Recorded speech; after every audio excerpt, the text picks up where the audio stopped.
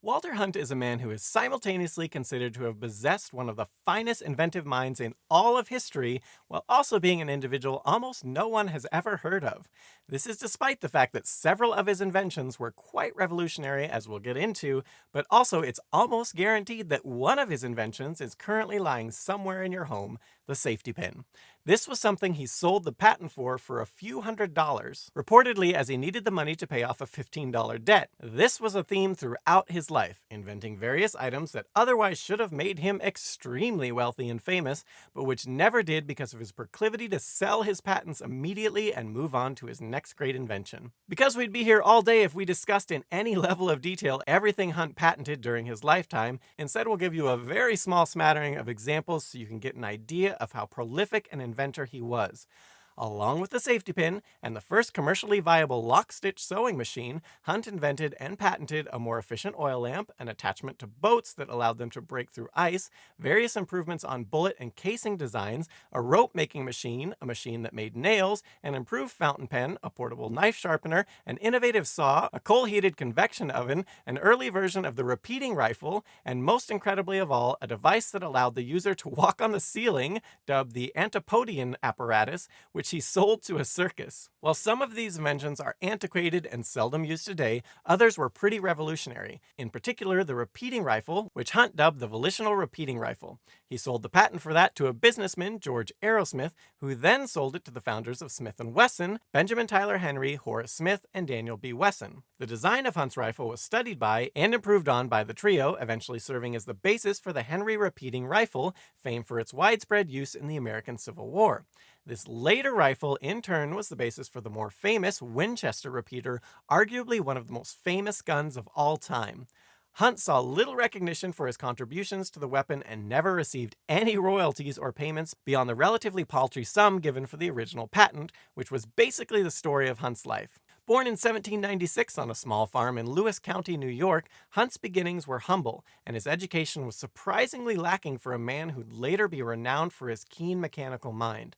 Supposedly educated in a one-room schoolhouse, Hunt, the eldest of 13 children, left formal education in his early teens and settled into a life of simple farmer. However, his curiosity for tinkering soon found him helping out at a nearby textile mill, where many of his family members worked and where he helped the owner, Willis Hoskins, and another worker, Zeba Knox, make improvements to a flax spinning machine used there. Despite helping the pair improve the machine, the young Hunt was left off the patent. However, soon after this, Hunt went and invented an even better flax spinning machine and patented that in 1826.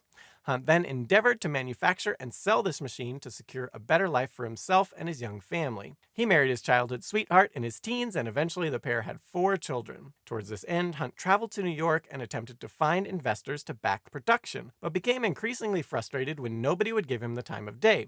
As to why, it's presumed Hunt's small-town upbringing and lack of formal education made it difficult for him to assure banks and investors he could be trusted with their money. Remember, this was an era before the likes of A.P. Giannini, the inspiration for the character of George Bailey in It's a Wonderful Life, and the man who founded Bank of America, which was one of the first ever to cater to the common man. In any event, running short on funds, Hunt sold the patent for the machine, using the funds to relocate his family to New York, hoping to find his fortune there with the next invention. And so it was. In 1827, Hunt filed for his second patent, this time for a foot-operated gong to be fitted in carriages.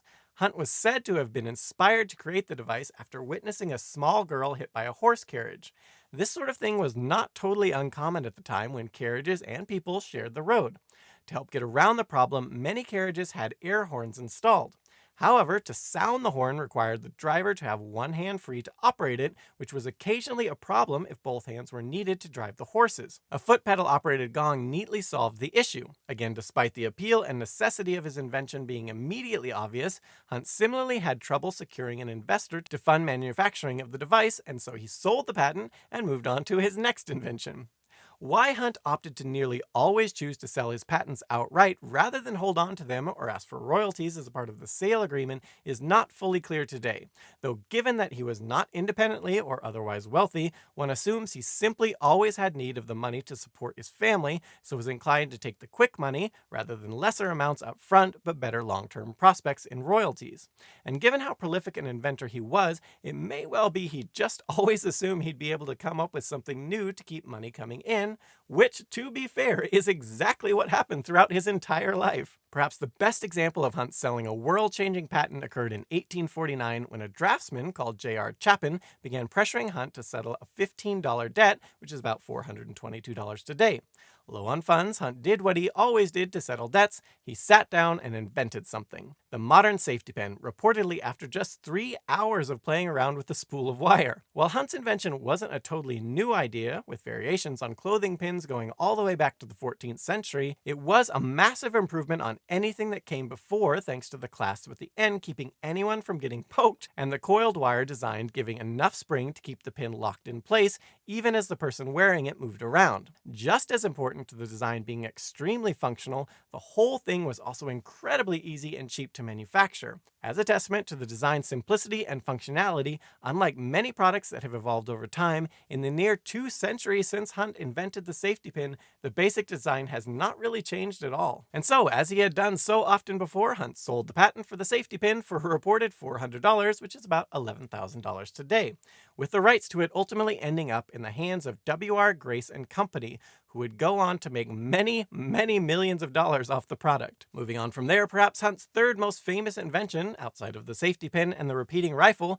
was one of the first commercially viable sewing machines, which used a then revolutionary 2-threaded lock-stitch mechanism still commonly used today. Legend has it Hunt refused to patent his 1833 automated sewing machine invention because he didn't want to put seamstresses out of work, so didn't push the invention with various companies as he didn't want to see it made. However, this commonly touted notion seems questionable as, while he didn't patent the idea, he did sell the rights to make the machine to the aforementioned George Arrowsmith. Arrowsmith then attempted to manufacture the sewing machine, but had difficulty raising the needed capital from investors, owing to something of an overabundance of seamstresses working on the cheap at the time. Thus, he gave up on the project, choosing, like Hunt before him, to not even bother patenting it.